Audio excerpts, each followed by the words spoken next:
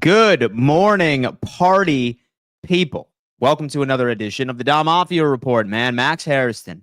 What the hell is going on with our first round draft pick that was seen down on the field for a significant amount of time yesterday during practice? We are going to unpack everything. We are going to unpack everything that we know. I'm also going to look at some conversations I have had separately or off screen with Thigh Doc so I can at least give you somewhat expectations of what we finally hear from Sean McDermott slash Brandon Bean slash whoever tomorrow when practice ends up picking back up. But I mean, hell, dude, you hate to see it. If each and every single one of you have been joining my live play-by-play training camp episodes, you'll probably notice that a big trend for the Buffalo Bills and also the rest of the NFL has been injuries. And I like to remind everybody that it's tough because we're just operating off of recency bias. We're acting like this is something unique to 2025 only. Unfortunately, it's part of the game when it comes into this time of the year. Like, have a bunch of players that are coming off of an off season, and you can prepare as much as humanly possible leading up into this time, but it's very difficult to keep your bodies in playing shape. So unfortunately, things like this do happen. But I think we heard some sort of optimistic news. We are going to be taking a look at that. We're also going to be taking a look at a rumor that is circulating around the internet right now, where James Cook allegedly wants the same money as Saquon Barkley. So stick around, folks, and welcome to another edition of the Don Mafia Report. Guys, as you are coming in, please do me a favor. Hit that thumbs up sign, man. We have been having an average of like 250 to 300 people watching us each and every single morning since I have shifted over to my 9 a.m. start time. How we accomplished that was everybody pulling their weight, everybody hitting that thumbs up sign. So go on ahead, guys. Let's run this up. Currently, we have 148 people watching, 89 on YouTube, 52 on X. There should be 89 like buttons hit.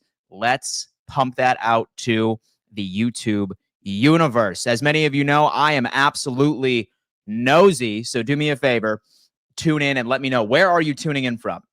Where are you located? I want to see how far Bills Mafia truly ends up extending. We are building a family here, and we want to make sure that all of us are aware, all right, that Bills Mafia is truly all over the world. Real Bill P, I got to tell you, Real Bill P is indeed the man. All right. Like, he has just discovered my channel a couple of days ago. He has been a great supporter thus far. Bill, we appreciate you. And he loves Bob, man. Bob has been starting to get some beatdowns, especially with all of this injury news that has been occurring in Buffalo.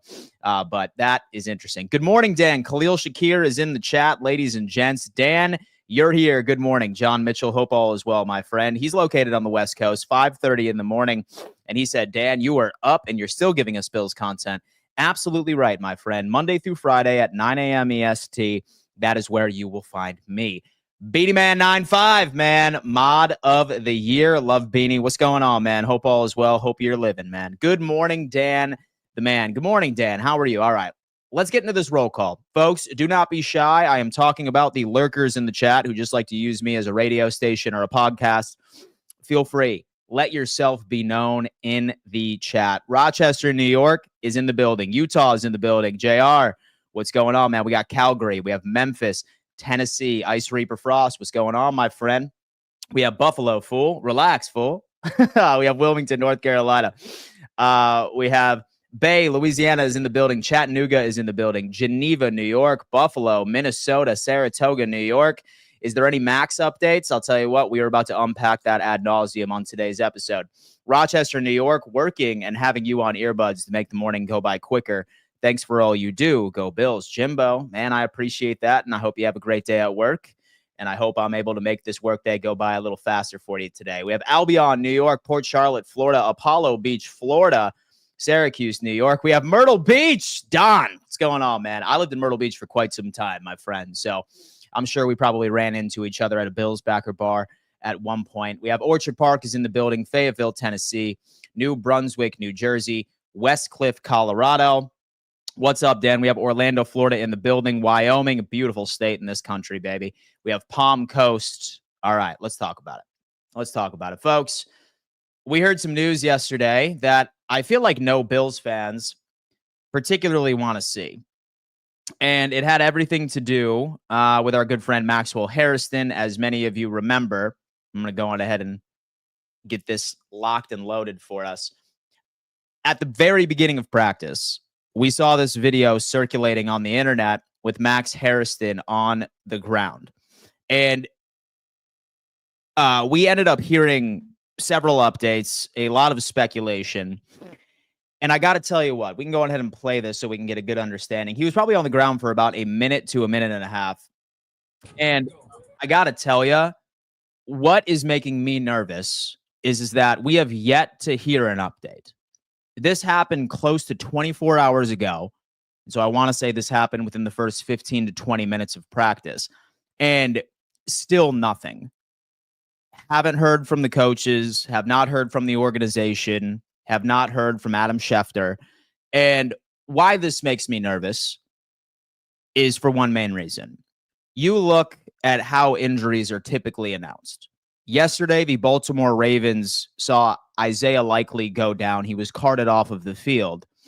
And we heard an update, I'd say a half hour later, where John Harbaugh hit the podium, or we heard from the Baltimore Ravens organization that all Isaiah Likely had was a rolled ankle, and he should be out for a couple of weeks. We've also heard of these ACL tears, so announced relatively quick as well. Normally, the more significant the injury is, it takes a bit of time before we learn anything. And a lot of people will watch this video and say, hey, well, you know what? He was walking off with slight assistance from our strength and conditioning coach. So he has to be okay. There's no way that it could be an ACL. That's not necessarily the case. I have seen several players walk off of the field, sometimes even by themselves. It just depends on what grade of an ACL injury it truly is. And that's based off of like what we hear from thigh doctor, from what we hear from various medical experts right around the corner. But it's less than ideal for the guy. It really, really is. And what added a cherry on top was starting to hear some of his teammates' sentiments. Now, remember, this injury was not contact. This was a non-contact injury that occurred on the field yesterday. And when I ultimately end up hearing players sound like this, talking about like this, that specific event, it's less than ideal. Let's hear what Christian Benford had to say directly after practice. I was upset because there's no somebody that's like a pure-hearted kid, someone that you work with like off the field so much, you put in so much time with them, and then they fall like that. If something happened to them, you will never pray for this. You never want that to happen. You never want to see that happen. You don't even pray them with your worst enemies. You know what I'm saying? And saying that, and that's my brother. You should know like how I feel about that. Like, I'm sick about that. Even any of them DBs just felt like that. I've been sick because we put so much time in. And coming from Max, that he's such a pure-hearted kid. Like, he's a great kid. You know what I'm saying? Something like that. It's like, dang. Like, what's going on that only him and God know about? You know what I'm saying? God caused it to happen. So when I hear players talking about how great of a person that their teammate is and how bad they feel, it's typically not a good sign. It's typically not a good sign. We heard from Taron Johnson as well, as he described it as a freak accident. And it sucks, right? Because, again, this is adding to the narrative. And by the way, if anybody in here, I saw a couple of people on X sound off when this injury occurred. And people were like, oh my God, here comes Brandon Beane with his first round picks again, drafting all these injury prone players. First off, I would like to say, I'd probably hold that back. Max Hairston has had zero history of any sort of knee issues, of any lower leg sort of issues in his entire career. In college, I do want to say it had something to do with his shoulder, but don't blame Brandon Beane for this. Do not blame Brandon Beane for this. It was just yet again another freak accident that occurred on field. And unfortunately, it is something that a lot of football organizations need to. We have Ravens fan for life coming in saying, I hate to see this, but non-contact is never good.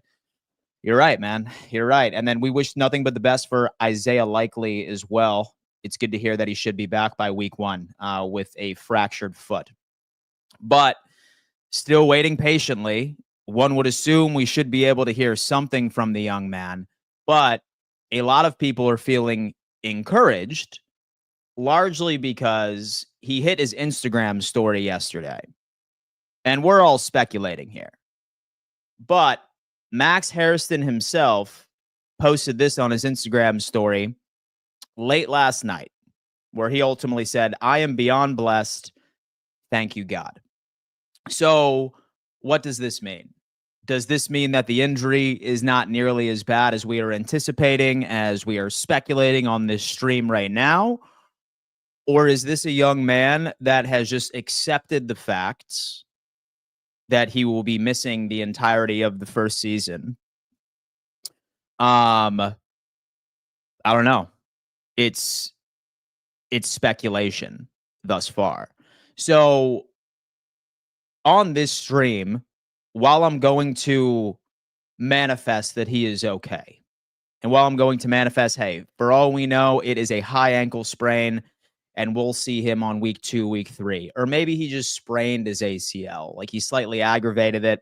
It's not a complete tear, and we'll see him about week 5, week 6. I don't think it's the end of the world.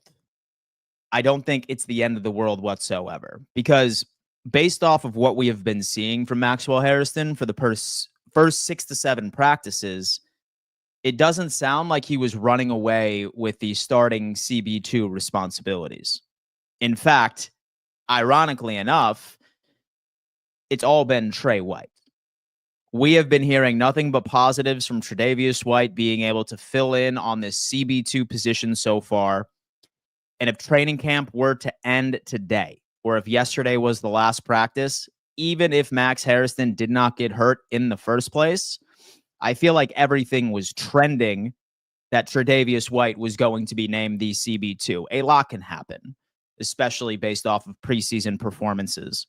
But it still sucks not to have him, because we drafted him for one reason and one reason only, right? This team is predominantly a zone defense, and we needed a guy that could theoretically go stride for stride with some of the fastest wide receivers in the NFL. Now, imagining a world where Maxwell Hairston is not on this team and he is out for the season, again, I had a pretty good understanding that Trey White, based off of context clues, was going to be getting the nod at least toward the beginning of the season. We no longer have that speed in the secondary. And maybe outside of a couple of examples where players were taking advantage of said secondary, which there is zero proof of that last year. In fact, while Buffalo ultimately ended up leading by a significant margin in turnover differential last year, all of that production is returning to the Buffalo Bills this year. So Maxwell Hairston, we are not necessarily replacing any production from the turnover side of things.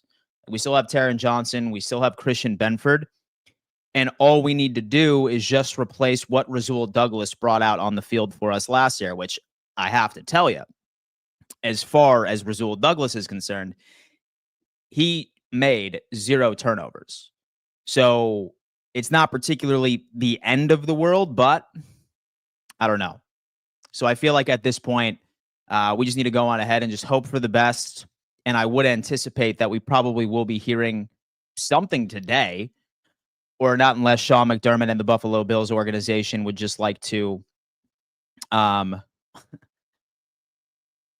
of make a sweat for one more day leading up into practice tomorrow. But regardless, we will be having these said conversations. Guys, 195 of you are currently watching right now, all right?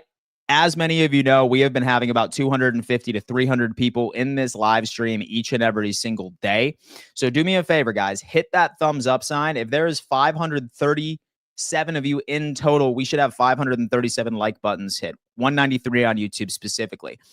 Hit that thumbs up sign. Let's lock in. And I got to tell you what, my favorite time of the day, we are going to be welcoming. So we are going to be welcoming on some callers today for the show this morning. So it's called the Garage Beer Hotline, folks. Thanks to Garage Beer, our proud sponsor of 2025. They have allowed us to implement a call-in line for anybody that has something that they would like to get off of their chest this morning. It can be pertaining to the Maxwell Hairston injury. It could be pertaining to anything else that is on your mind. So Bills Mafia, I am here for you today. Feel free to call in and tell me exactly what is on your mind. Link is pinned at the top of this chat. Smash that like button and let's lock in. Why be afraid of losing Hairston when we have Dane Jackson? So I'll tell you what, man, that certainly makes a path for Dane Jackson and Dorian Strong to make this team. Say that we're just anticipating the worst. And obviously, we are hoping for the best. We are anticipating the worst. I think that's something that we can really sort of trust. But this ultimately ends up giving this Buffalo Bills team a question mark at what the depth is going to look like for this cornerback room. Leading up into camp, we all thought that it was going to be either Dane Jackson or Dorian Strong. And from what I understand, Strong has been making the most of his opportunities while he has been running with the 2s and the 3s.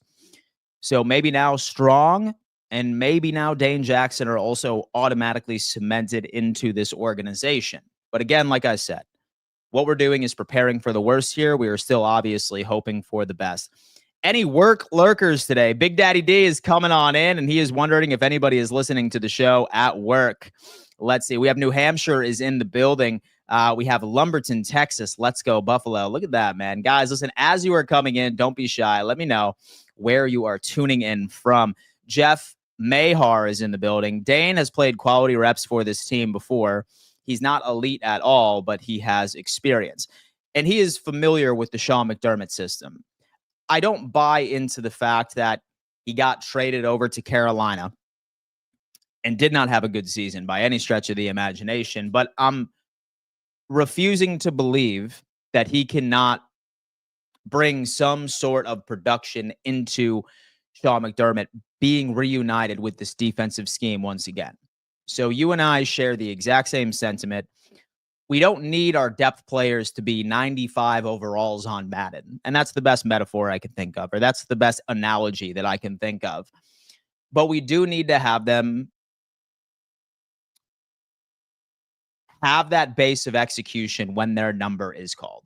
And that's just basically how it is. Guys, 212 of you are currently rocking with me on YouTube right now. Again, I do want to remind everybody that the Garage Beer Hotline is live in the chat. So say, for example, that you would like to call in. Do not be shy. Feel free to roll in, say what you have to say. Let me know what's on your mind. Burn up a question for me. The Garage Beer Hotline is wide open, waiting for my friends to come on in. What was Dorian Strong's 40 time? I would say was lockstep in with the vast majority of the corners we have on the roster already. He's not very fast. 4.4, 4.5. Say that I remember correctly. It's nowhere near as fast as Maxwell Hairston. Feather has come in. Ideally, Dorian Strong pans out. Look at what happened the last time we drafted Elam, and we ended up getting Benford. I love the optimistic energy. I really, really do. But I do think the Christian Benford pick was a bit of an anomaly. I would be pleased if that happens again. But I don't know. All right, we have our first caller of the day. Matthew, what's on your mind, brother? Talk to me. Morning, Dan. Good morning, man. How you doing? How you feeling? Just joined. So what's the update on Hairston? Max Hairston, man. So we ultimately ended up seeing him post something on his Instagram story late last night, which should make a lot of us optimistic. He said he is beyond blessed. Thank you, God. So that could mean one of two things. Number one, that his injury is nowhere near as serious as we think, or he has accepted that he is going to miss the entirety of his first year in the NFL. So right now, we are just living in a world of speculation, waiting for the official announcement, which I'd anticipate we'd hear today or later today. Do we know what he might have hurt? It's tough to say. It's definitely a lower leg. Many Okay. are expecting the worst and saying that it is a knee injury, whether or not it's ACL, it's MCL. Yeah, it's tough. I have still yet to speak to Thigh Doctor, who was supposed to come on the show last night, but we had a scheduling conflict. Hopefully, say that we don't hear anything by 4 or 5 p.m. tonight. I'm going to have him on and get his speculation, but we're just going to have to wait. I see. It sucks that we are, but I mean, what can you do? Yeah, I mean, he was looking good. And Well, so I look at it this way, right? Say that training camp were to end yesterday. I think it's pretty clear that Tre'Davious White would have gotten the nod for the CB2 at least toward the beginning of the season. And granted, like he could like really catch speed in camp, and he could have had a crazy performance in one of the preseason games, and he could have eclipsed White. But say that it's a sprained ACL or a sprained MCL. Maybe, for example, we are going to be missing him for about 4 to 5 games. It's not even so much this, right? Since he's a rookie, say that he even has sprained his MCL and he's only set to miss 4 weeks. The big issue for me is that he's going to follow the exact same road as Cole Bishop followed last year, right? yeah. He's missing these very important reps in training camp. Sean McDermott is not going to trust him. Even if he is out for the first 4 to 5 games, Sean McDermott's likely not going to trust him to go out there. Maybe we start to see that trust by like week 10 or week 11, but that's exactly what happened with Cole Bishop last year. He got hurt all of training camp. He came back week 5, week 6, got absolutely burned by Nico Collins versus Houston. Sean McDermott lost trust in him, and we didn't see Cole out there for many significant reps. So we'll see. Best case scenario, maybe it's a low ankle sprain, and they're just making us sweat.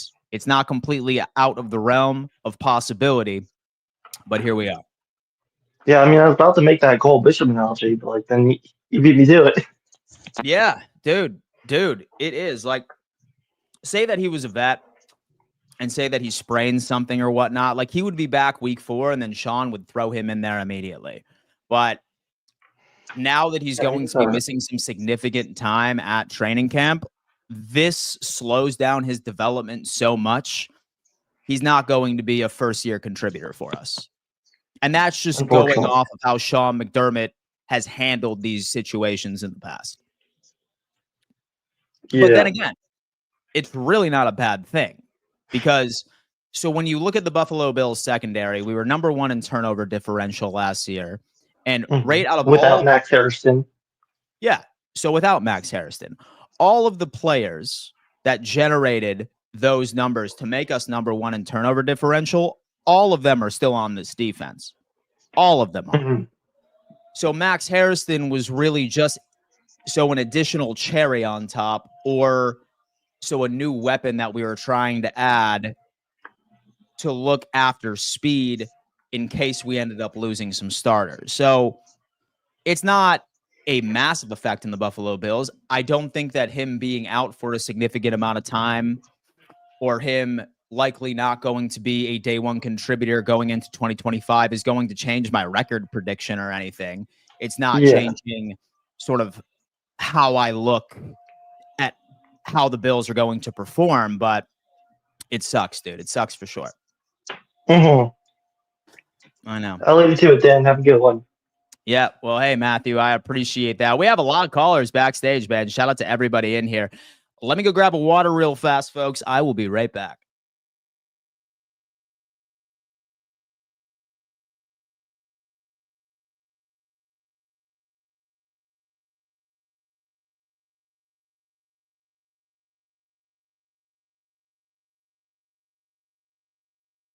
Hey. San Pellegrino in the chat, ladies and gentlemen. Some sparkling water. 815 of you rocking with me in the chat right now, folks. 227 of you are on YouTube hanging out today. Highly recommend, guys, do me a favor. I just checked. And how it looks, where we are currently sitting, we are sitting at 120 like buttons, folks. 223 of you in here. Let's pump this up to 223 thumbs up signs. We are building, hopefully, one of the most dedicated and loving audiences on the internet with Bills fans, with NFL fans. So help me accomplish our goal here and grow our family even more. We have Julian backstage. What's on your mind, Julian? And welcome to the Garage Beer Hotline. What's up, Dan? I'm just gonna say I'm a really huge fan, and thanks for putting me, on the stage. So I have one really important question, and it is, if you were to rank the top 5 Bills defenders on the Buffalo Bills, who would they be and why, out of importance? Oh, man, out of importance. So right now, when it comes into like actual proven production, number 1 for me is going to be Christian Benford. Okay. And I think the proof is in the pudding there, because how the Buffalo Bills sort of have that operation when he is off of the field is very, very telling. So give me Benford number 1. Number 2 for me is going to be Taron Johnson. He's probably one of the most slept on players, especially at the slot corner position across the NFL. He is tasked to be guarding some of the great slot receivers in this league, some of the tight ends, and he always ultimately ends up delivering. Unfortunately, he also has an injury history. Number 3, I would say, Matt Milano. And I understand that a lot of people have bought out on Matt Milano because, of course, he's suffered with injuries for the past, few years. But based off of what we have been seeing at camp, he's starting to show glimmers of what he was a few years ago. Yeah. When him and Bernard are out on the field together, this defense just operates beautifully for me. And then 4th player for me is probably going to be Greg Rousseau. I know that he's not particularly somebody that dominates that statistical category by itself. However, very talented edge rusher, especially when it comes into setting the edge and stopping the run. He is absolutely massive to this team. And then number 5 for me is going to be Ed Oliver. He's not that kind of guy that's going to elevate that defensive line. Like, he's the guy that does as well as who is next to him. But those are my top 5. Now, as far as expectations, as far as players that I'm high on and I need to produce in 2025, has to be Daquan Jones, has to be that one-tech defensive tackle. He's the dude that makes sure the rest of the defensive line eats. And then number 2 for me is Bosa. We really need Bosa to not only stay healthy, but also give us that opportunity of him reaching his ceiling. Yeah. Yeah, that makes sense. Yeah. But thank you for your opinion, and I'll leave it to you. My boy Julian, man, feel free to call in anytime, my friend. Have some young Bills fans in here talking ball. Ladies and gents, the Garage Beer Hotline is live. Charles the Hammer. Charles, how you doing this morning, man? I'm doing okay, Dan. I just have a statement to make. Can you hear me? Yeah, loud and clear. Okay. I have a statement to make. I think right now we should not panic until we absolutely have to panic.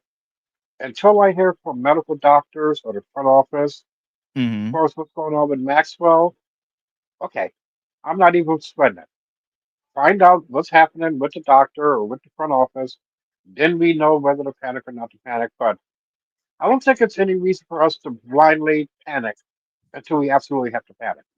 Like you said, it could be a sprain, it could be anything, it could be an ankle. We really don't know anything right now. Sure. So that's a great way of looking at it. And so again, right, like when it comes into Max Hairston, he was a luxury pick for the Buffalo Bills.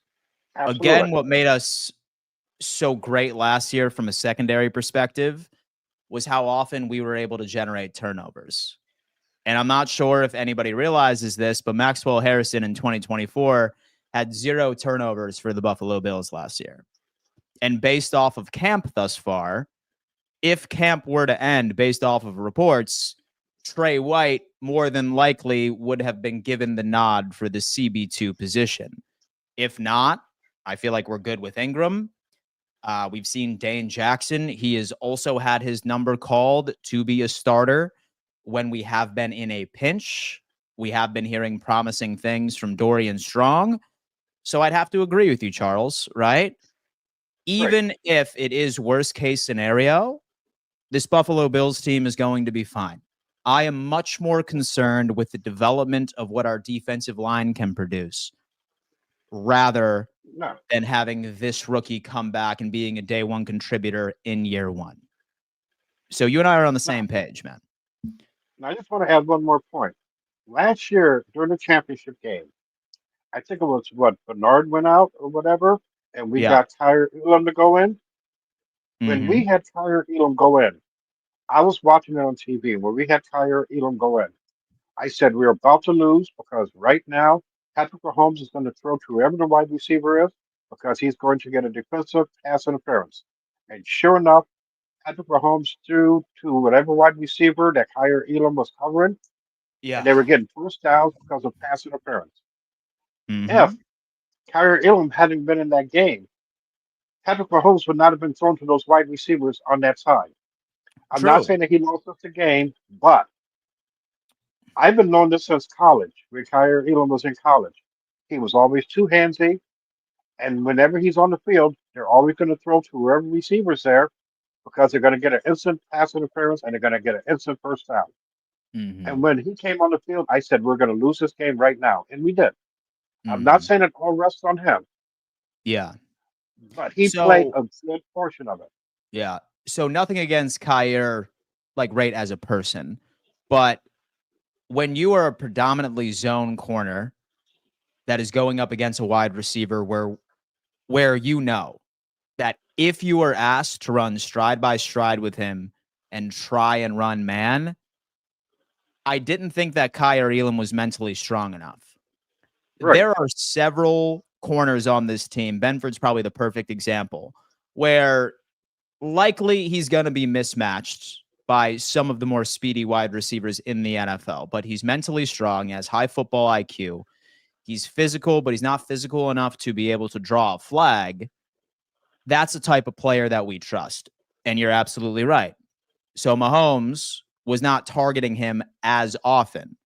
If Benford was out there, we probably wouldn't have seen as many targets from Worthy. But now I am a bit more optimistic in depth, and that is even considering that there is a world where we hear bad news from Max Hairston this morning. I like where we're at from a cornerback perspective, with or without Max Hairston. And so I feel better this year. I just want to say one last thing. Go ahead. People talk about the injury to Maxwell Hairston. To me, we got to the championship last year without Maxwell Hairston. I don't think this is a panic situation for us right now. Would we like to go beyond the championship game? Of course, but everybody has to realize one thing. We got to the championship last year without him. Would we love to have him? 100% would love to have him. But we got there without him last year. It's not like if we don't have him, it's not like we're going to say, okay, forget about the Super Bowl. We're not going to. No, that's crazy thinking right there. Mm-hmm. We can go to the Super Bowl this year. We can go back to the championship game. We didn't even have Bolson last year. We didn't have Harrison last year. So having this right here, Michael Hoyt and Larry Okunjobi and Joey Bosa and everything, we didn't have those guys last year, and we went to the championship game. We did. We have these guys now. Yeah. So no panic whatsoever. No. Hey, well, listen, Charles. So I can say that we all appreciate this optimism. And so, again, I can assure you that we are on the same page about this. I am not nearly as concerned as many others are, but it would be nice to have him. And let's wait for the doctors and let's wait for the organization to come out with an official report. 100%. Yeah. It's precisely what I'm talking about. Yeah. Okay, thank you so much. Now, well, hey, Charles, listen, man, I appreciate you. Thank you so much for tuning in, man, and thank you for calling. Shout out to my boy Charles, man. He is regular viewer, and I can appreciate that. All right. Shout out to Charles, man. That's my guy. Thank you for coming in. Next caller, Pedro Martinez. What's going on, man? Hey, how are you, man? How you been? Oh, man, I'm living the dream. I'm trying to. I probably could be a little bit better if our first round draft pick wasn't hurt yesterday, but, just living in anxiety. You know what I mean? How about yourself? I'm not too bad. First, I want to say I'm a big fan of you. Thanks, love man. what you're doing. Thank you. So I'm gonna just drop in what I gotta say. First, defense is always the reason why we don't get to the bowl. Yeah. No, and I definitely let's be agree honest. The bread is in the pudding. There's always injuries. There's always something that comes up. And last I knew, I remember having White, Johnson, all these guys in our team before, and we still lost. Yeah, I know. So it's just mind-boggling, to know that Hairston is gone down, because that's a big hope. Mm-hmm. Another thing, Joey Bosa, fine. We knew what he used to be, but is he the guy that's gonna get us to the bowl, or are we just trying to invent something that it's not there? Yeah, and it's frustrating because we have the greatest quarterback in the NFL. Yes, I agree with you. You know what I mean? And this guy is incredible. I've never seen anything like Josh Allen. And I'm not because I'm biased or because I'm a Bills fan, but let's be honest, there's no one like Josh Allen. So we have something so special, and there's only one thing that's keeping us down from getting to the bowl. Yep. It's defense, man. Every playoff game shows up. Besides that one with the Bengals, he shows up. Exactly. And he goes blow for blow with Patrick Mahomes. Like there is no one. He goes toe to toe with anyone, and he shows up against the Rams. He showed up. Exactly. He was on fire, and our defense lets us down. So it's just frustrating. The defense is really the problem of why we don't have 3 Super Bowls right now. Yeah. No, man, it's definitely tough, right? Because you're definitely onto something here. Because when I reflect back to the 13 seconds game, it had nothing to do with injuries, but it had everything to do with that play call of running prevent defense and allowing Kansas City to march back in 13 seconds. Past 2 times, more so had to do with a significant drop off in depth because, again, our guys just couldn't stay healthy. And whether or not that we want to point blame at the strength and conditioning, or whether or not that there is just a dark cloud of football misery surrounding the Buffalo Bills, it's something that we just haven't been able to get over. What's optimistic for me here, Pedro, is that it's clear that Buffalo has acknowledged that, because this offseason, 90% of our moves were addressing depth, because they are self-aware enough to understand that, hey, listen, we have some players on this defense that have the propensity to get banged up toward the back half of the season. So we want to double down on this and make sure that if somebody were to go down, we have somebody serviceable enough that can step up. May not be as good as our starter, but somebody that can at least make a play when their number is called. It sucks losing out on Max Hairston. It really, really does. But one thing that makes me feel better, Pedro, is that last year Max Hairston made 0 turnovers for the Buffalo Bills, right? All of the guys that are on this roster that helped us get to that turnover differential last year, hands down, are back on this defense. So that's encouraging. My biggest concern to this day is not secondary. It is pass rush. We can shit on Kyer Elam, and trust me, I have done my fair share of that. However, if our defensive line was actually able to generate some sort of pass rush on Mahomes last year during the AFC Championship game, we would not have bled as much as we bled.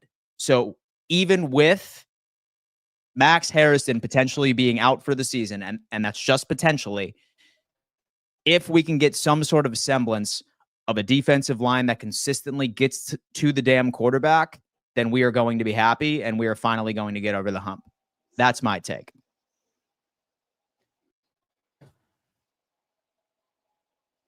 And that's a really good take. And I appreciate you. Listen, what you've been doing, solid. Thanks, man. Solid for the Bills community.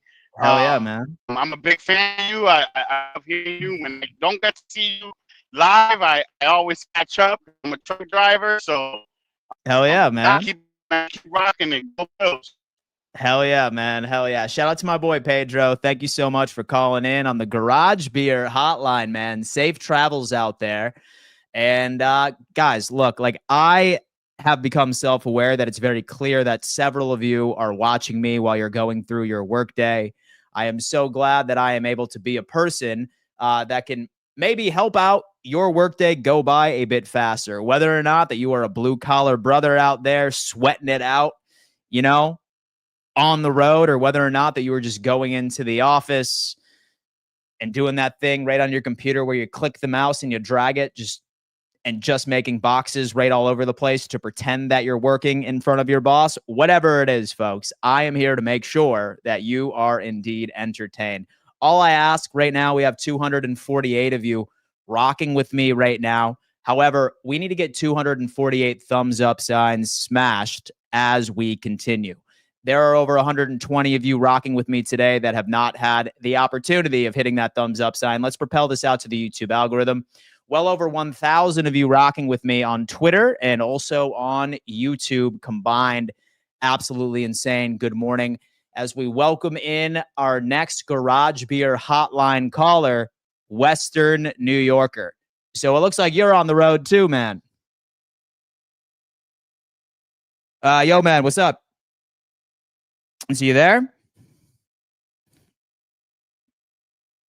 All right, folks. We have my boy. He's backstage right now. I'm not sure if he is frozen, whether or not that he just drove into a bad service point of town. Where is my boy real fast? Hey, Western Yorker, say that you're listening. Let me know. I will try to bring you back in here in a second. Just give me a thumbs up in front of the camera once you are all said and done. Shout out to the working boys listening. Lord knows this helps us get through the day. Hey, man, listen, shout out to everybody working right now and locking on in. Is there any Caden Prather news? From what I understand with Caden Prather, he was a soft tissue injury. So I think it was a hamstring. Shouldn't be that much of a concern. Shouldn't be that much of a concern. We have thumbs up right there. He's giving me a thumbs up. Western Yorker, feel free to call back in, man. Let me know. I am ready for you. I just hope that Terry Pagula fires McDermott after we fall short again this season. That's all I can hope for. So the thing is, say that Sean McDermott was fired, he literally would have a job in a day, right? Say that you're not Andy Reid, or say that you're not Sirianni, or say that you're not Sean McVay. A lot of coaches haven't gotten over the hump.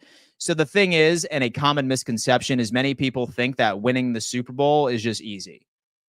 And like you should be able to do it. It's not about being a good coach. It also has a very massive luck factor. So when it comes into each and every single season, you have to be a very well-coached team and have a talented roster, but then you also ultimately need to have some luck, right? You need to be the healthiest team going into the playoffs, right? And I promise you, folks, a lot of the NFL feels the exact same way about their head coach. All 31 teams each and every single season that do not raise the Lombardi, everybody is clamoring for their head coach to be fired. In my opinion, I continuously see us being so damn close each and every single year that us starting from scratch and us bringing in an offensive coordinator or a defensive coordinator that has never been a head coach before, that's wasting Josh Allen's prime. That's wasting it. Like, that's being, I would say, borderline reckless of saying, hey, yeah, let's get rid of the head coach that has brought us to the second highest win percentage, 5 years combined.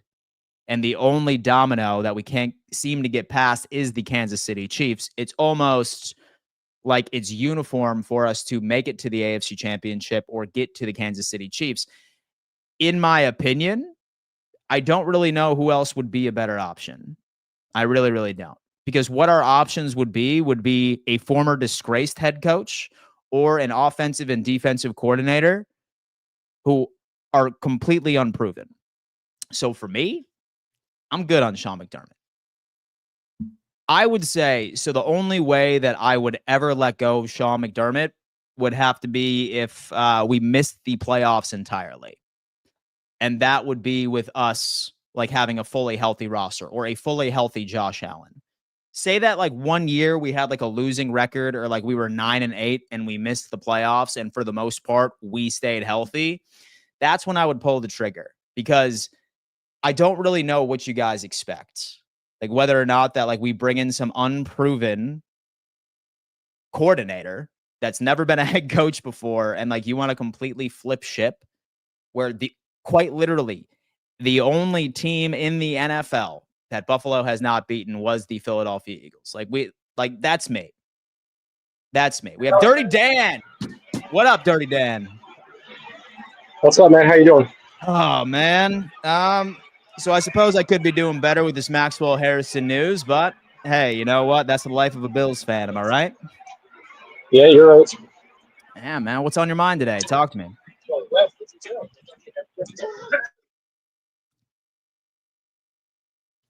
And so you're muted, Dan. Oh, I was just wondering your thoughts on how Joey Bosa's been playing. Yeah. It's tough with Joey Bosa because like we really haven't been seeing crazy headlines of, oh, he got a tackle for loss or, oh, he ultimately ended up getting a sack. But one thing that's encouraging is that 2 days ago in practice, when we heard that Josh Allen had to scramble quite a bit, that tells me that he's at least getting pressure.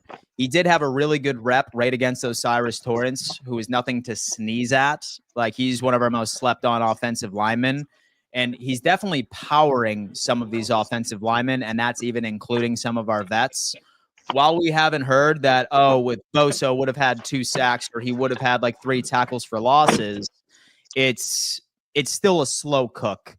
But from what I have been hearing, I've heard that Joey Bosa is kind of on a pitch count, at least toward the beginning of training camp, because it's that important that this man is actually healthy for some of those significant games we have this year. So it's encouraging, but we're still not getting like, oh my God, he would have had 3 sacks or 4 tackles for losses. His power is still on full display. So that's optimistic at least. Okay. I'm also going to the red and blue practice tomorrow. So if you want me to keep you guys updated, I can. Dude, listen, Dirty Dan, say for example that you are in the stands and you notice something that happens. Don't be shy. Let us know, man. You know that like we end up leveraging all of our fans that are in the stand. Same thing with the beat reporters. So feel free. And we would love all of those updates. Like 0 questions asked. All right. Thank you. Thank you for taking my call.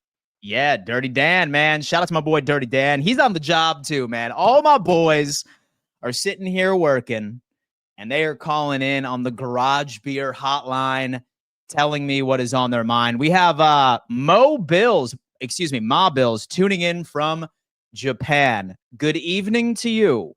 Good evening to you, Ma Bills. Look at that, guys. That is the most unique place we have seen in roll call right now, guys. In fact, let's do another roll call. So we typically do this about 2 to 3 times per episode. I'm just curious to see how far this family truly extends. Guys, do me a favor. Let me know where you are tuning in from. What corner of the United States, what corner of the world are we talking Buffalo Bills? Where are we talking Buffalo Bills, man? Do not be shy. I am talking about all of the lurkers in the chat as well. 820 of you on X, folks. A lot of you are quiet on X. I'm not going to lie. We'd probably call you lurkers, but that's okay. Like, we are fine with lurkers.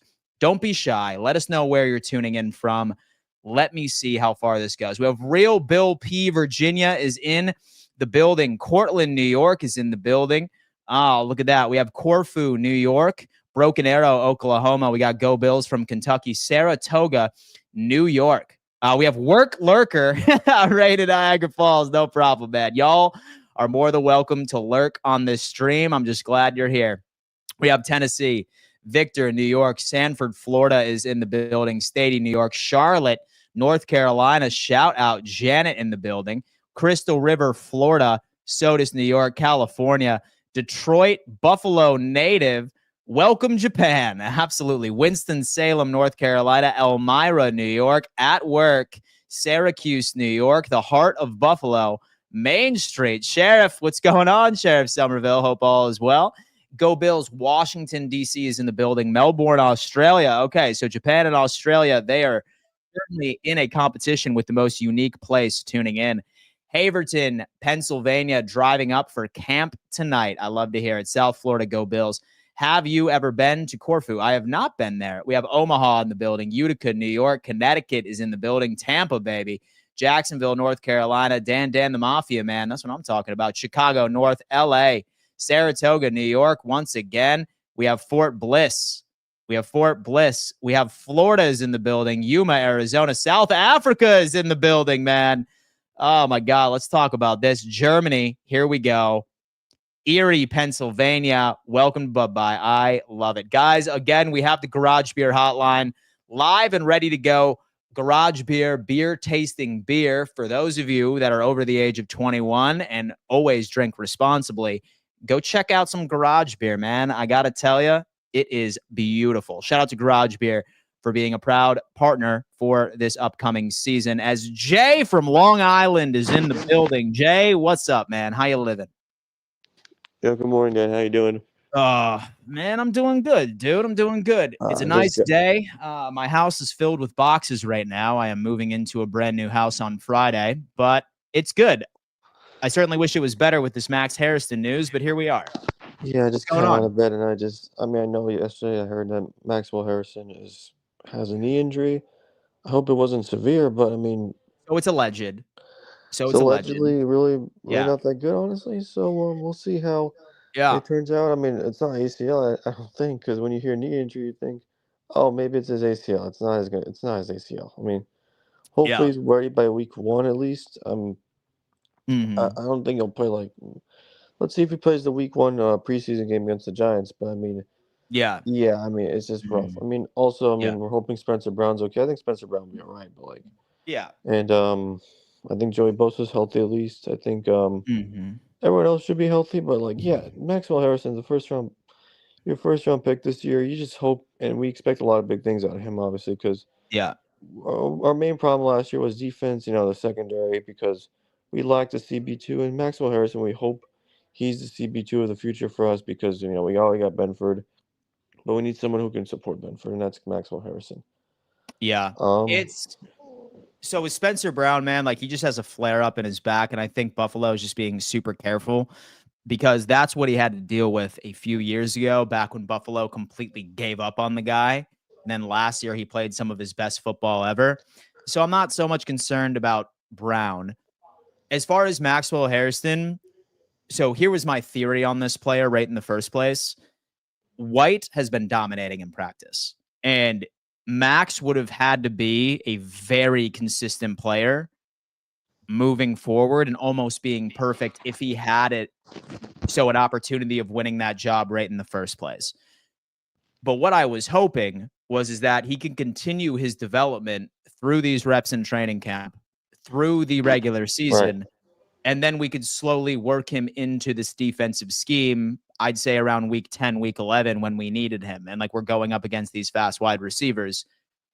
Say that he misses 3 to 4 weeks, or say that he's available by week 1. He's following the exact same path as Cole Bishop, where Sean McDermott's not going to trust him because his training camp is going to pick back up once he's healthy. Whether or not that he's gone for week 4, I guarantee you that young man is going to be in a quasi or an impromptu type training camp behind the scenes. And we're not going to see this kid really be a productive piece of this roster until far later. And maybe that's okay, but it sucks that we have to slow his development because based off of what I'm seeing, it's nice that I saw this Instagram story where he says, I'm beyond thankful. Thank you, God. That can mean two things. Number one, it's not as bad as we thought. Or number two, he's accepted it. And there's no in between. Yeah, I don't know who would step up if Maxwell Hairston is named down. Probably Tre'Davious White, but I don't really think I would trust Tre'Davious White as of right now, honestly. I mean, because at least believe in Maxwell Hairston. Someone who's more younger, and I mean, with Maxwell Hairston, I hope he doesn't go down the Tre'Davious White route with too many injuries. Yeah. So to be honest with you, man, so with Trey White has been really showing out in camp. Like, he has had incredible reps against Josh Palmer, locking him down. Has done very well right against some of our starters out there. Like, while I'm optimistic with Max, there has been a couple of reps from what we have seen where he largely looks confused out there. And when I hear that Keon Coleman, who runs a 4.6 40, is gaining significant separation on Maxwell Hairston, then like maybe I'm telling myself, I'm like, okay, like maybe the young man like needs to take his rookie lumps and it's going to take a little bit, but I wouldn't sleep on Trey. He's been looking pretty good, but the question is, can he stay healthy? Luckily, he's coming off of a full year healthy, so that's ideal.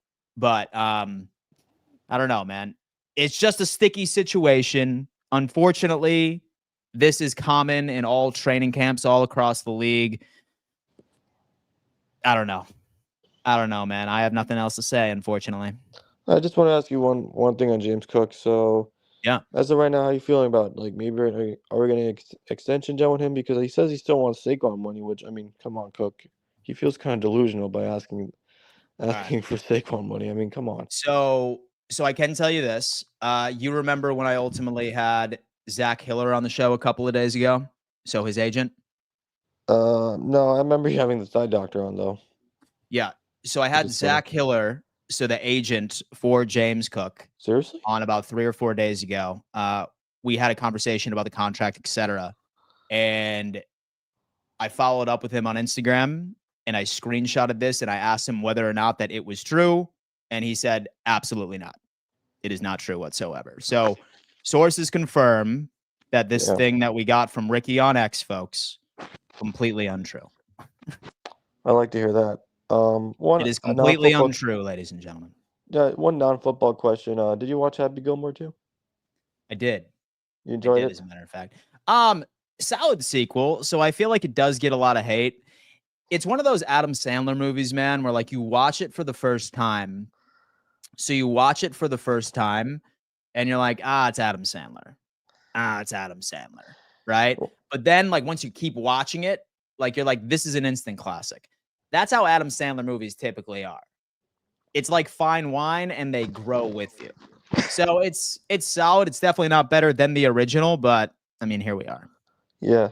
I also feel like, when it comes to like Travis Kelce being in that movie, when you saw him like get honey on him from Bad Bunny, it's going to be used in a meme this season. I feel like it's going to be usused in memes when the Chiefs are probably going to lose or Travis Kelce has bad games this year. I forget what I'm saying. When it gets locked down by some safeties. I mean, let's just see how one of our Bills safeties can probably lock down Travis Kelce. And I remember the Bills this past season actually did pretty good against Travis Kelce. So the thing with Travis Kelce, man, like he's definitely outstaying his welcome. Like maybe he has like another 3 to 4 games left in him or something along those lines. But yeah. So the times of Travis Kelce dominating the league are far from over. Definitely. It's now Michael. Not Michael. I was thinking Michael Mayer from Raiders. It's now Brock Bowers. It's now still George Kittle. It's also Trey McBride. It's now their time, obviously, as tight ends. Yeah. I hope Kincaid can get in that conversation, Yeah. No, dude. You know what? Like we have all of the expectations for Kincaid to have a bounce back year because, I mean, Lord knows we need him to. Definitely. But Jay, man, I appreciate you tuning in, my friend. I appreciate you, man. I'm glad to call every time I get a chance. You have a good rest of your day. I'm going to keep on watching this live. Hell yeah, man. You are the man. But yeah, folks, listen, right before we let in our next caller, I did need to sort of discuss this. So this news was circulating around the internet last night. I saw it. It is from Ricky Scoops. He is a guy on Twitter that has gotten quite a few things right? Like he has announced several free agency signings, several extensions. I'm not sure whether or not that he's plugged in to a certain extent, but normally people end up reading these tweets and having a bit more trust than just a random anonymous account, since he does have a pedigree of particularly being on point. But Ricky said, and this is all like his take, scroll on down and like you'll see it's definitely going viral, has 224,000 views on X. He said that James Cook has asked the Bills for a deal in line with Saquon Barkley's current contract. However, Bills have countered with a significantly lower offer and have made it clear that they won't reset the running back market. So, folks, I do got to tell you, I did follow up with my source, and this is untrue. So be careful with what you believe on the internet. And let's talk about where I think the James Cook contract negotiations are going. I don't have any inside information. I have no idea of what Buffalo's mindset is going into these negotiations. But here's my thought. Right now, Buffalo is currently sitting at 32nd ranked in the league for available cap spend.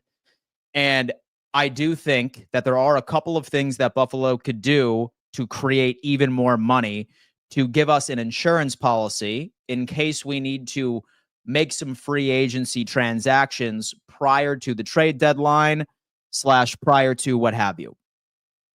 So extending James Cook would get that done. Right now, he has a cap hit of around $4.5 million. He has $5 million to his contract paid out in salary. 0 guarantees. So that's going against the cap immediately. If Buffalo were to elect to extend James Cook, they could turn that base salary and significantly mitigate that cap hit in 2025 and create some space. That would be an option, plus restructuring Deion Dawkins, plus restructuring Dawson Knox, although that I have a feeling that Buffalo is experimenting with a world where Knox wouldn't be a Buffalo Bill next offseason because we have an out on his contract. What I think Buffalo wants to do is see what we have in Jackson Hawes, see if he could be that blocking tight end that could fill his role at a much more affordable contract. But that's one reason why I think Buffalo truly is considering it. Again, I have no inside information about this. I have not heard anything of the status of said conversations. All I know is that this statement from Ricky is completely false. So do not take this and run with it. Don't take this and run with it.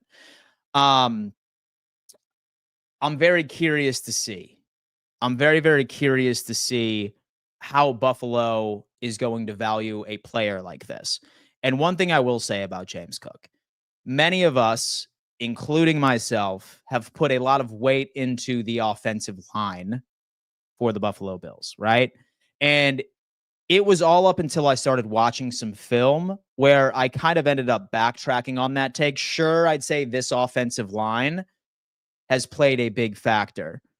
But what Cook brings to the table with his elite vision, all right, with his speed on the outside, he has that dual threat where he's also able to make plays specifically in the pass catching side of things. It's definitely pretty good with James Cook. I'm not going to lie to you.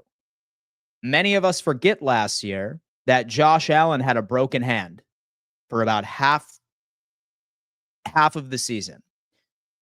And I will tell you that I am not convinced that Buffalo would have been able to win some of those games as QB1 was dealing with a broken hand. I'm talking about that Miami game where was all James Cook.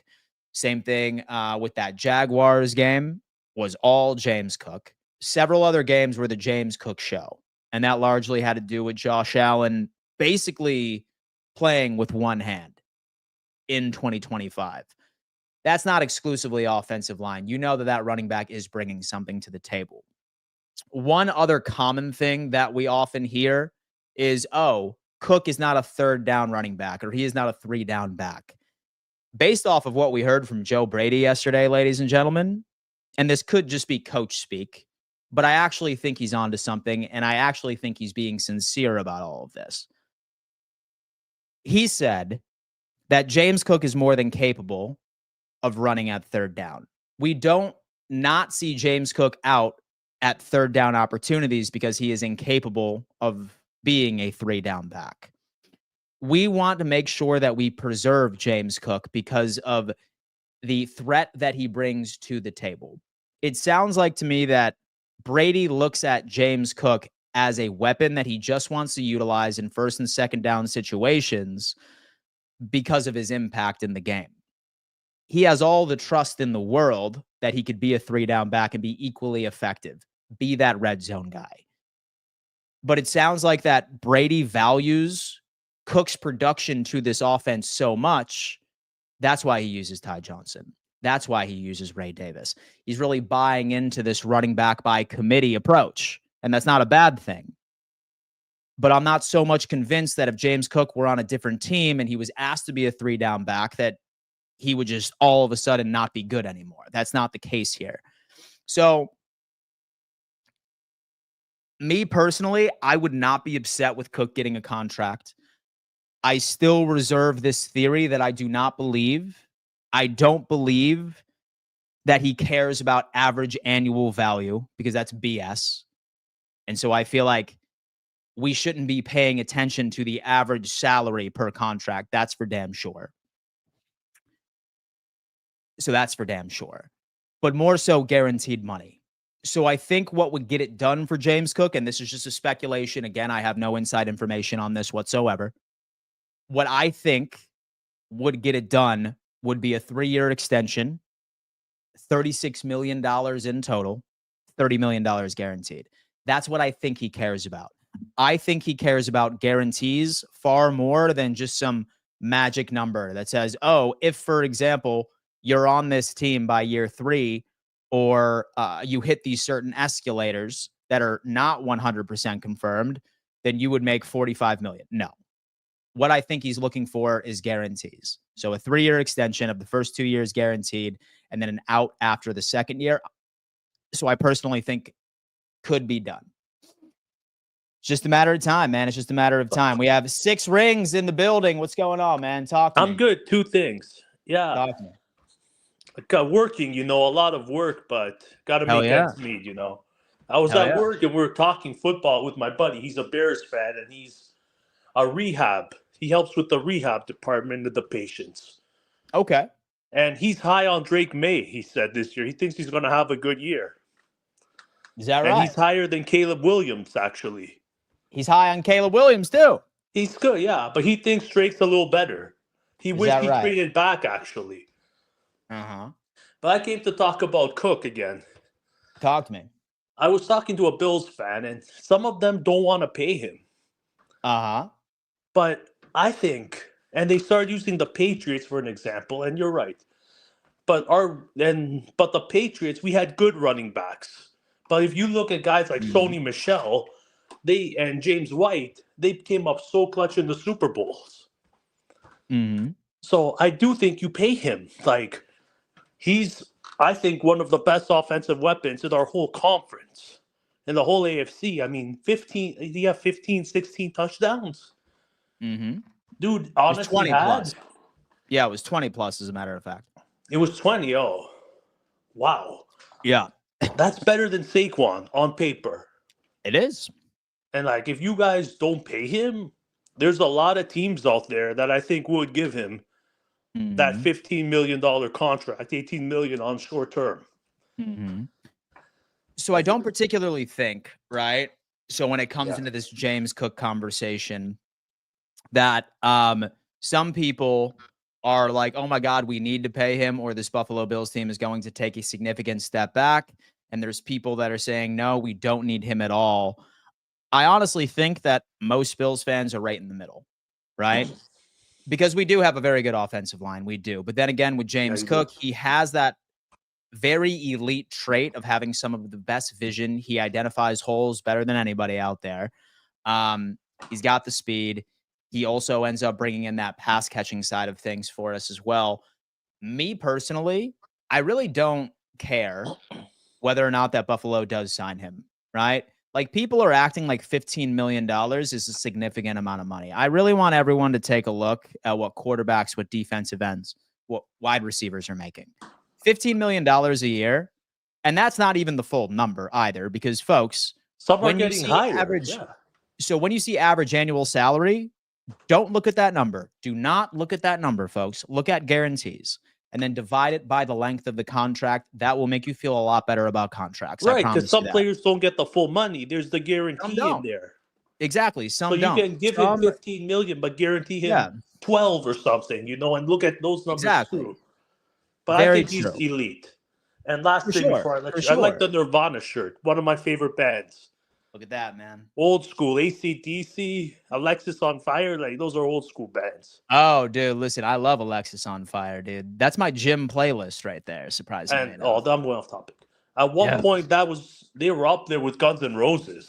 But I guess they made that second album, and they couldn't capital. It was too high. They set the bar too high. With Smells Like Teen Spirit and Lithium and all those songs. Mm-hmm. Dude, it's here. But, bro, listen, man, I sincerely appreciate you tuning on in and showing me a little bit of love today, I saw the Jets fans, and they projected 11 wins. Oh, delusion. They're not getting 11 wins. They haven't made the playoffs in 14 years, and now they're saying 11 wins. 11 wins, man. Not happening. I'm a Patriots fan, and I can say 12 wins, but realistic, 9-8, 8-9. I think our offensive line needs to improve a bit. Hey, man, but listen, I can sit just here and one say more 6 Super Bowls. We're going to get 14 wins. So just one more off season, and y'all will be fine. Shout out to Six Rings, man. He is always coming in here and showing a little bit of love on the Garage Beer Hotline, letting me know his thoughts pertaining to the Buffalo Bills, to the James Cook situation. He is a massive proponent in getting James Cook on the books for Buffalo in 2025. Here's my boy DTN. What up, DTN? What up, bro? How's life?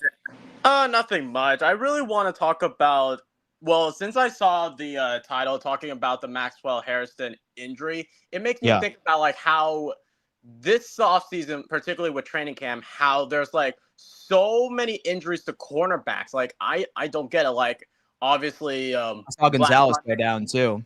Yeah, but thankfully he had like a grade 1 hamstring injury, so that means he's gonna be out for the majority of training camp. So basically, he's gonna be sidelined for training camp and then be ready for week 1. But when I heard about the Dolphins injury and the Browns injury, I'm like, how is it these cornerbacks are getting injured left and right? Yeah, man. So unfortunately, this happens each and every single year. And when you scroll on X, you would think that this is the first year ever where players are just dropping like flies, especially when it comes into soft tissue things, like hamstrings. That's common. Like, you go on ahead and just filter out tweets from this exact point in time, but in 2024, you would be seeing the exact same thing. It's, so-and-so is going to miss a couple of practices because of a tight hamstring. So-and-so is out because of a strained calf. It happens, right? So I'm not saying that these players are slacking on their off-season workout programs, but it takes a lot for you to get your body back in playing shape. And going out there and running and actually having reps against your teammates, especially when pads go on. I promise all of you that we are nowhere near the end of significant injuries or soft tissue problems being a massive headline. It's going to be the same thing for the remainder of camp. Luckily, all right, once the red-blue game for the Buffalo Bills is over with, I think we only have a couple of practices, and then it goes into just regular practice leading up into the preseason. Training camp exercises are a hell of a lot worse for anybody than actual games, and that's including preseason games. Yeah. I just received some news from my Patriots Discord, from my Patriots Global Discord, and I just heard that the Patriots just signed a brand new guard, Alec Lindstrom, and that's exciting. But then I also learned that Zach Moss left Cincinnati, and since you're talking about James Cook, how will Cincinnati survive without Zach Moss, considering that now I don't think they have a running back unless Chase Brown could be like their savior, or maybe like Kareem, I think. So Brown's a good running back. As a matter of fact. And when you have a wide receiver core like Cincinnati has, all right, with Jamar Chase and T. Higgins. Yep. And don't you dare sleep on Yossi Vas as well. He's actually a pretty damn good slot I love corner. Yossi Vas. Yeah. He's actually a pretty good slot corner for them. It's not particularly a need, but don't sleep on Chase Brown. As far as like Zach Moss, like, yes, he did do pretty well, but I don't think Cincinnati would really have a good shot at running the football effectively this year, just due to their offensive line, because while they're bad at pass protection, they are significantly worse at run blocking, significantly worse. So I don't think that's Cincinnati's identity. And so I trust Burrow and Chase and T. Higgins to very easily dominate their possessions. And so it is just something. And look at that, folks. We have Trey Hendrickson arriving at Cincinnati Bengals camp as we speak. I love to hear those news. I hope that Trey Hendrickson gets the contract, considering that he was the leader in sacks, and it would be a disservice to Trey Hendrickson if they don't give him a contract, since Watt got his contract, Garrett got his contract, Hendrickson should get his contract. We all know Cincinnati and the motive, like, every single year, like, they just give out money to like big players. Like, after I heard about the contract they give to T. Higgins, which I think was the dumbest move. Like, I love T. Higgins, but why not develop your young wide receivers like Yossi and Jermaine Burton? Like, you could have used some of that money to like extend Trey Hendrickson, or maybe get some good cog on defense. Like, I don't get it. Yeah, no, man. It's pretty clear, because this is actually interesting. We heard the news yesterday that he decided to fly in from Florida. He was down in Jacksonville, Florida, hanging out with his wife. Mm-hmm. And many Bengals fans on the internet were celebrating. Oh my God, here he is. And y'all are wrong. He's here. That is not the case, ladies and gentlemen, because when you end up looking at this video clip that I have frozen, we see his teammates in full pads and helmet, and we see my guy looking like he's just coming back from a coffee run. So it is very clear, ladies and gentlemen, that the Cincinnati Bengals are not out of the woods just yet, but he has started his hold in, because remember, he was getting fined $50,000 a day. And I want to say that Cincinnati has had 6 practices already. So $300,000 just got withdrawn from his bank account. I'm sure he's fine. I'm sure it's nothing significant in the grand scheme of things to him. But he made this as a financial decision. He is still very much unhappy. He's still very much looking for a deal. Yeah. The hold-in has officially began, folks. And finally, before I don't know if there's going to be another caller come in, but the last thing I want to say is about Shamar Stewart. And I know I think it was back in January where you did an interview with Shamar Stewart at the Senior Bowl. I don't know if there's like any current updates with Shamar Stewart ever since he got his rookie deal. I don't know if he's like back at college or he's at training camp. Yeah. Right now. So the update is that they did end up reaching an agreement with him. We actually had his agent on 2 days ago on the show, which is super cool, right? Like, he talked about Shamar, he talked about James Cook as well, but he ultimately ended up signing his deal. That clause where, say, for example, he has any sort of off the field issues, his guarantees could be voided. He accepted that, but he accepted that for $500,000 more in a signing bonus. So he is there. Now, based off of production and based off of sentiments from Bengals fans, sounds like they're not too happy with his performance thus far. That could be, of course, because they're just still salty from this overall contract fiasco that happened all offseason, but it's going to take some time, especially since, he's finally taking team reps where he missed quite a bit from OTAs. He missed quite a bit from mandatory minicamp, the whole 9. But, I mean, here we are. Oh, definitely. But Thank you so much, as always, Dan. I'm excited to hear some Buffalo Bills training camp, even though I don't know like your schedule for training camp. I know the Patriots schedule because obviously I keep a track with the Patriots, and I know training camp day 6 or day 7 is today, so I'm really excited for that. But yeah, it should be. But have a great rest of your day, Dan. Yeah, man. You as well. We'll see you a bit later when it comes into 4th and Forever. Shout out to DTN. He is always coming in and showing a little bit of love. AFC East. He's a Patriots fan, folks. Let's give him a warm welcome. As we have a new caller backstage on the Garage Beer Hotline, folks. Beer tasting beer.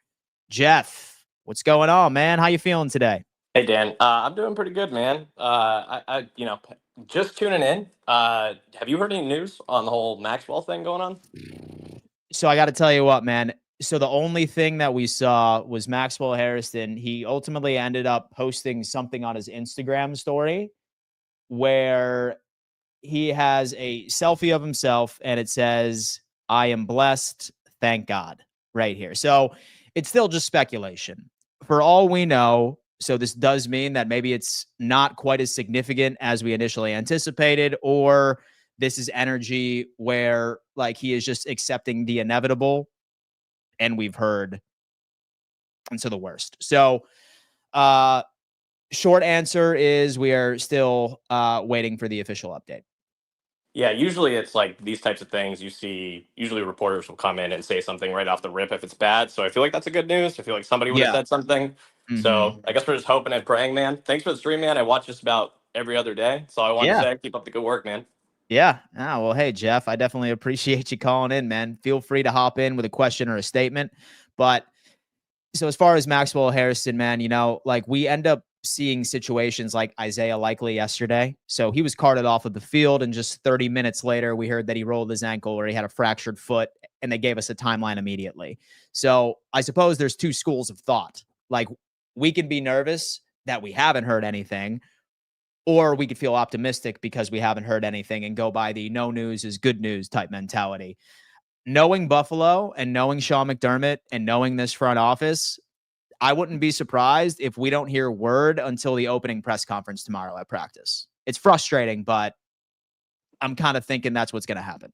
Hey, man, that's ball. Go Bills, man. Keep up the good stream. Appreciate you. Go Bills, man. Jeff, I appreciate you calling in, showing a little bit of love.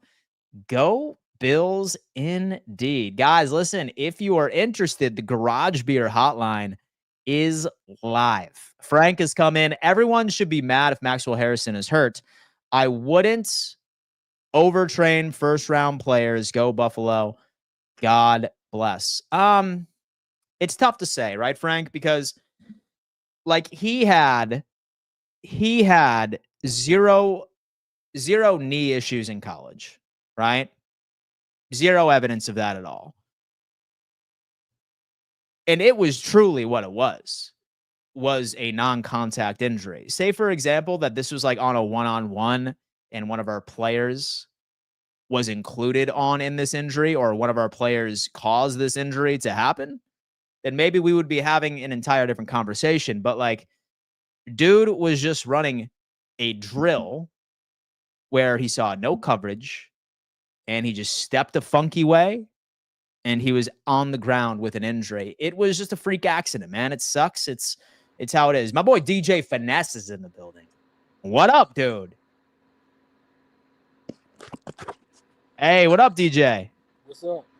Hey, man, living the dream. What's on your mind? You at work today? Hold on, let me pause this. I got you on two phones. Yeah. No issue, man. Dude, look at that. My guy, dude. Two phones on here. I'm at work. I tune in every day. Dude, hey, man, listen, we see you in the chat, and it's nice to officially meet you, man. I appreciate it. Yeah, what's on your mind? I just think, do you think we got enough on the defensive line to really put some pressure on like Patrick Mahomes and Lamar Jackson? I mean, dude, I hope so. And so I hope so, dude. I think we do. I've been telling people, like, I think it's a way better defensive line than last year. Yeah, for sure. So the thing is that once Ogunjobi and once Michael Hoyt are back, then I'm going to be feeling a hell of a lot better. But like, we're going to be without them right up until week 8. So I want to see what TJ Sanders does. And so we haven't seen any significant headlines from him, but I'm still optimistic. As far as Deion Walker, like I'm sure right in a pinch, I'm sure that he could fit in for Jones. But really how it works out, man, like we just need to hope that Daquan and Ed Oliver can stay as healthy as humanly possible and let them take on the vast majority, like rate of those reps for the first 6 weeks.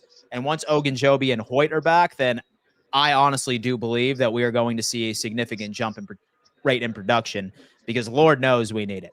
Lord knows we damn need it. And that's been our biggest weakness for the longest time. I know a lot of people love shitting on Kyrie Elam last year. And so myself did it as well because I was just frustrated. He was getting burned. He was getting cooked. He was getting cooked that game against the Chiefs. I feel like every time Patrick Mahomes said go, he looked at him first and he threw to wherever he was at. Yeah, look, man, you know what? I can't blame Mahomes. Have to identify the weakest link in the secondary and take advantage. But say, for example, we had some sort of pass rush too. That could have shifted that outcome of that game as well.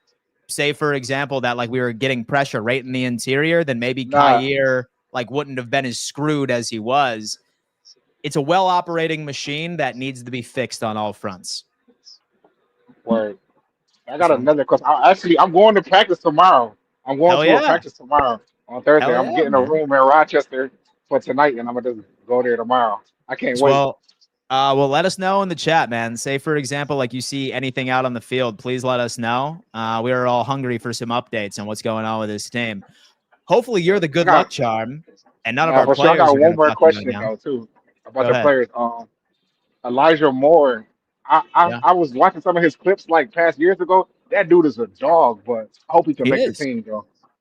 He is, dude. It's really tough for me not to see him make this team, right? Like he's that speed guy right on the outside. Camp, right? Oh yeah. He's been doing very well. He's been establishing that chemistry with Josh. His speed is there. His route running is there. I do want to see him more so within that downfield game because he had leg soreness right on the day when Buffalo was running 3rd and long and the 2-minute offense. But he was absolutely cooking when it came into that short game side of things. Like he's breaking people's ankles out there. He has that speed. He's going to be a personnel that like we've needed on this squad for quite some time. And I'm really hoping that it's not just speculation because like what we feel about this wide receiver is, hey, like he's only ever had Zach Wilson and Tim Boyle and the ghost of Deshaun Watson throwing him the football. So that's why he hasn't really taken over the league. I'm just hoping that Josh Allen is able to really bring out his full potential because say that he can, then with this offense is going to see even a larger improvement than last year. Josh Allen to go. He going to pull out everybody for potential. Oh, yeah. Yeah. Yeah, man. That's what I'm talking about. DJ, that's all I wanted. Well, hey, DJ, listen, man, I sincerely appreciate you tuning in and showing a little bit of love. Safe travels tonight, right down to Rochester. Hopefully we see you in the chat tomorrow, and you let us know any tidbits of information that you might notice. Nah, for sure, I am. I'm tuning in every day till the season is over. Oh, dude. That's what I'm talking about, man. Listen. 9 o'clock. That's what I'm talking about, man. Listen, we are a 365-day-a-year type show, so I hope you stick around for the offseason too, man. We have a good time over here. But, all right, man. For sure. All right. Hey, man, we'll see you around. Peace. DJ has committed, saying, Dan, I am not going to miss a 9 a.m. show all season. Folks, look, again, I do want to remind everybody I am live Monday through Friday at 9 a.m. EST. And we are going to be discussing every single topic that comes from this team and also across the NFL that has a direct correlation with the Buffalo Bills. All right? Dude, 1,400 people are in here. That is insane. We have 1,100 on X. We have 256 on YouTube. That is absolutely nuts. That is nuts, folks. I ask that if you haven't already, smash that like button, subscribe to the channel if you haven't already, and turn on bell notifications. In fact, where we are right now, I'm going to double check. We have 254 of you watching. 236 like buttons have been smashed. I can't be upset about that. I really, really can't. You guys are pulling the weight of growing this family as much as humanly possible. I ask if you haven't hit that thumbs up sign, please do it because we want to recruit to this family. And again, the Garage Beer Hotline is live and ready if anybody is here. I love it for you, Dan. Spidey Mun, you are the man. Dylan, 427. What up, Dylan? What's up? Oh man, living the dream. Living the dream. What about you? Good. I'm summer vacation right now. So That's sick. just trying. Yeah. Nice. When does school start back up for you guys? September. September? Okay, that's cool. Yeah. And so you at least have one more full month right before it comes down. Yes, sir. Yeah, what's going on, man? What's on your mind? All right, a little bit of a non-Bills related question. Yeah. Who is like a sleeper playoff team you can see making the AFC? Sleeper playoff team? Yeah. I'm probably going to get a lot of hate for this because people hate on this quarterback and they hate on this team and they have this like narrative attached to them each and every single time. I have for the Chicago Bears. It's the Chicago Bears for me. It really, really is. It's not even so much that I believe in Caleb Williams, but what I believe in, my friend, is that offensive line that they have built this offseason. I have been tapping in with some of the updates that are coming out of Bears camp. And when I tell you that this offensive line can threaten to potentially be the best unit in the NFL, it's going to give Caleb all the time in the world where he could theoretically drop back, make himself a sandwich, and then scan the field and find an open receiver. He's going to have all the damn time in the world, and that's the biggest piece people really aren't talking about. You have quality weapons, and now that Caleb is going to have that right in the back of his head where he's like, okay, now I'm protected, and now I don't need to worry about having pressure in my face. I can take a breath, and I can scan the field and end up making the appropriate throw, because that was the issue. Mm-hmm. And then my boy Jesse said AFC. So an AFC team, sleeper pick to make the playoffs, Patriots. And the New England Patriots. Okay. I know. It's the Patriots for me in the AFC. I hate that Drake May kind of reminds me of Josh Allen. It doesn't make me happy. He does, man. But, like that whole thing of, hey, you know what? This player could be the next Josh Allen. We heard the exact same thing about Trey Lance, right? Yeah. Just a couple of years ago. I don't think people acknowledge how rare the jump from Josh Allen from college into the NFL truly was. Like people, that's why it frustrates me so much when I hear somebody say that's the next Josh Allen, largely because, so I'm saying like, you're acting like this is easy, or you're acting like this is so easily replicated when it's not, because dude was coming out of college averaging 58% completion percentage. And then all of a sudden, like he pulls a Space Jam and he steals the talent of some of the best quarterbacks right in the NFL. And he sees significant improvements in not only taking care of the football, but in completion percentage in general. But May is interesting. He's good, man. Listen, like he's been looking solid. I still don't trust his offensive line as much as I nearly thought that we would. But I don't know. Yeah. That's my take. Doesn't matter. At the end of the day, it doesn't matter because we're still winning the division. So yeah, dude, listen, it does not matter. So the Patriots, and again, it's a sleeper pick. So say that they do, it's going to be them falling in ass backwards with the 7th seed. But yep, I'm not willing to hop on the bandwagon that I don't think they are close from actually being a threat to us. Next year, especially say that they can have yet another good free agency and have another good draft class and perfect that offensive line, I do think that they will be a genuine threat to us in 2026. This year, sleeper. Next year, I think might be the one year where we finally have some competition within the division where it could genuinely go either way. Mm-hmm. Yeah. It's my take. All right. I like it. Yeah, man. Yeah, man. What about you, man? What are your sleepers for the AFC and NFC? I think it's not much of a sleeper. I know everyone's been saying it for years, but I think the Broncos have a really easy schedule. I could kind of see them winning the division. Ooh. I know it's like every year's like, oh, this is the time the Chiefs fall down, but like, I don't know. Listen, we are all manifesting the Chiefs' downfall. Each and every single one of us have been doing that for a while. But, dude, listen, say that any team could take down the Chiefs and win the division, I'd probably give my vote to Denver as well. Yeah. Because, like, really on paper, man, great defense. In fact, I'd probably argue best defense in the NFL on paper. But then again, I feel like we also need to look at the best defense in the NFL on paper last offseason, and that team was the New York Jets. So can they actually execute and be a good defense? That's Very left true. to be seen. So I don't know. I don't know, my friend. But Dylan, dude, I appreciate you calling in. Yeah, and so I thank hope you you for enjoy. having me. Yeah, man, no issue at all. I hope that you enjoy the rest of your summer vacation, and do not hesitate to call in again. As you know, we are live over here Monday through Friday at 9 a.m. EST. All right. Have a nice See you, day. brother. Yeah, man, you as well. Shout out to Dylan coming on in, talking a little ball with your boy. 1,500 of you in here. Absolutely sane. We have DJ Finesse saying you goated. Thank you, man. No, you are, my friend. You are. Just joining. Is there any word on Max Hairston? Not yet. So the Buffalo Bills organization is really really terrorizing us right now. We haven't heard anything. I am going to double check and see if anything has crossed my screen. Still no word from Max Hairston. So, folks, like really how I look at this is more than likely we are about to be getting word during the press conference tomorrow, or the opening press conference into the second, third day of camp. It's good. It's a good feeling that we saw that from Max Hairston, that his Instagram story suggested that everything is okay. But is it okay, right? Time will tell.